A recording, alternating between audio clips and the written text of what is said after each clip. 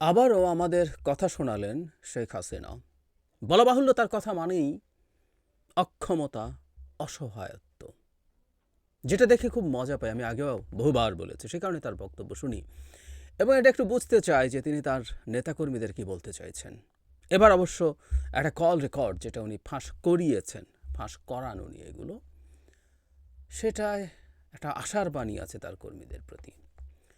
কোনো একজন কর্মী তাকে ফোন করেছেন, আমি মন্তব্যে অডিও কলটা দিয়ে দেব। তিনি যৌথ বাহিনীর অভিযানের কথা বলছেন এবং এটা গোপালগঞ্জের। আমি মনে করি আমি সরকারের দৃষ্টি আকর্ষণ করছি, গোপালগঞ্জে সবচেয়ে কঠোর কঠোর অভিযানটা চলা দরকার। এখানেই আওয়ামী লীগের লোকজন ভয়ঙ্কর বাড়াবাড়ি করছে, একটার পর একটা ঘটনা ঘটিয়েছে। সর্বশেষ পুলিশের গাড়িতে হামলা করেছিল তারা।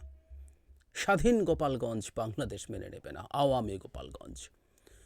আইনের সিস্টেম মেনে, আইনি কাঠামোর মধ্যে মানবাধিকার রক্ষা করে অপরাধীদের ধরতে হবে।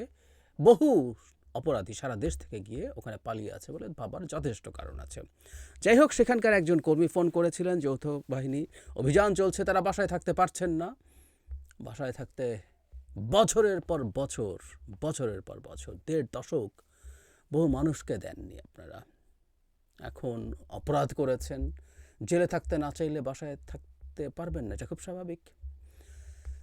আমাদের অফিস থেকে ৬ জনকে ধরা হয়েছে, সেটা জানালেন শেখ হাসিনাকে। শেখ হাসিনা তখন ক্ষুব্ধ হন, স্বাভাবিকভাবে ক্ষুব্ধ হন এবং অক্ষমের ক্ষুব্ধতা বেশি হয়, এটাই স্বাভাবিক। তো তিনি ক্ষুব্ধ হয়ে বলছেন ওখানে জামায়াত বসিয়েছে, পুলিশের কথা, বিএনপি বসিয়েছে এবং তারা সুদখোরি ইউনূসের কথা শুনে এগুলো করছে, তাদের মহা ঝামেলা আছে পরে। সবার নাম টুকে রাখতে বলছেন এবং তিনি দেখে নেবেন। আশার কথা কি বলছেন সেটা পরে আসছি। তো দেখে নেবেন সবাইকে। এর আগের বার তিনি এসে এগুলো করেননি। উনি দেশের উন্নয়ন করেছেন, ৮-৯ ক্ষমতায় এসে শুধু উন্নয়ন নিয়ে ব্যস্ত ছিলেন। তার মানে আগেও তার নেতাকর্মীদেরকে অনেক অত্যাচার নির্যাতন হয়েছে, উনি প্রতিশোধ নেননি। এবার উনি শিক্ষা দেবেন, দেখে নেবেন। সবার নাম তালিকা করে রাখতে বলছেন এবং তালিকা করার সময় বলছেন এই কথাটা তিনি অনেক আগেও একবার বলেছিলেন যে তখন কে কার কি, অনেক সময় হয় না যে যাদেরকে ধরা হচ্ছে, যাদেরকে শিক্ষা দিতে নেওয়া হচ্ছে, তখন তাদেরই কেউ না কেউ আওয়ামী লীগের নানান আত্মীয় স্বজন, শ্বশুর, চাচা, এটা সেটা। উনি এবার এগুলো আর কিছু দেখবেন না। আগের বার উনি এটা দেখে ভুল করেছেন, টোনটা এরকম। এবার উনি শুধরেছেন গদি হারিয়ে, সুতরাং এবার তিনি আর কোনো রকমভাবে ছাড় দেবেন না। তার ছাত্রলীগের লোকজন, আওয়ামী লীগের লোকজনের উপরে যারা এসব করতে চায় তাদেরকে তিনি দেখে নেবেন। একটা পর্যায়ে এসে তিনি বলছেন এই সরকার আর কতদিন আছে, ১ মাস টেকে কিনা দেখো। এই কথাটা তিনি রিপিটেডলি বলেছেন দুবার। এই সরকার আর ১ মাসও টিকবে না। গতকাল বা গত ২ দিন ট্রাম্পের পরিস্থিতিটিতে আমরা দেখলাম আওয়ামী লীগের যে আশা ভরসার স্থল ছিল, যে জায়গা ছিল, রীতিমতো আওয়ামী লীগের লোকজন আমেরিকায় যারা আছেন তারা মোদির নামে স্লোগান দিয়েছেন, তাদের প্ল্যাকার্ড হাতে নিয়ে স্লোগান দিয়েছেন, এতটা নিচে তারা নেমেছেন। কিন্তু সেই আওয়ামী লীগ, যে আওয়ামী লীগ আমেরিকার হস্তক্ষেপ নিয়ে কত কথা আমাদেরকে সোকল্ড দেশপ্রেম দেখাতেন, বাংলাদেশের অভ্যন্তরীণ ব্যাপারে আমেরিকা হস্তক্ষেপ করছে, সেই আওয়ামী লীগের লোকজন এখন মোদিকে ওয়েলকাম করে, মোদিকে সাপোর্ট করে তারা স্লোগান দেয়, এত কিছু করে। তো তারপরও পরিস্থিতি কী হয়েছে আমরা জানি। কিন্তু তিনি ১ মাস থেকে কিনা সেই হুমকি দিচ্ছেন, সেই হুমকি তার কাছ থেকে পাওয়া যাচ্ছে। That's funny.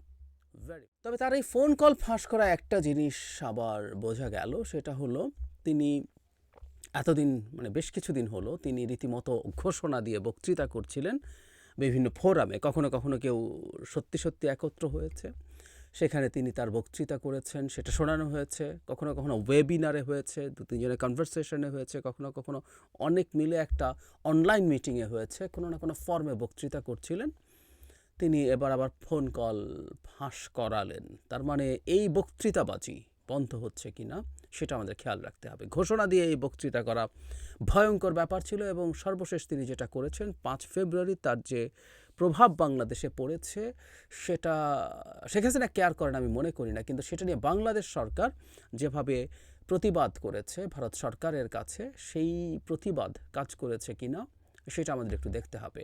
আর সাম্প্রতিক সময়ে জাতিসংঘের যে রিপোর্ট এসছে সেই রিপোর্টটা গ্লোবালি নিশ্চিতভাবেই কিছু না কিছু চাপ তৈরি করার কথা, এবং সেই প্রেক্ষাপটে তিনি তার বক্তৃতাবাজি থেকে বেরিয়ে এসছেন কিনা সেটা আমরা ফলো করবো, এবং সেটা যদি বেরিয়ে আসেন এটা আমাদের জন্য একটা বড় অর্জন।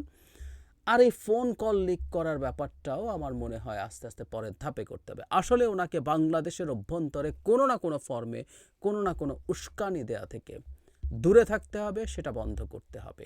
এটা আমাদের চূড়ান্ত টার্গেট হওয়া দরকার, চূড়ান্ত টার্গেট হওয়া জরুরি। আমরা আশা করি আমাদের সরকার সঠিক লাইনে আছেন শেখ হাসিনা প্রশ্নে, এবং জনগণ তাদের পেছনে আছে। এটা সবচেয়ে ইম্পর্ট্যান্ট। একটা সরকার তার ফরেন পলিসিতে কোনো কিছু ইমপ্লিমেন্ট করার জন্য যদি জনগণকে পাশে পায়, সেটা করা তার জন্য সবচেয়ে সহজ হয়, সবচেয়ে ভালো হয়।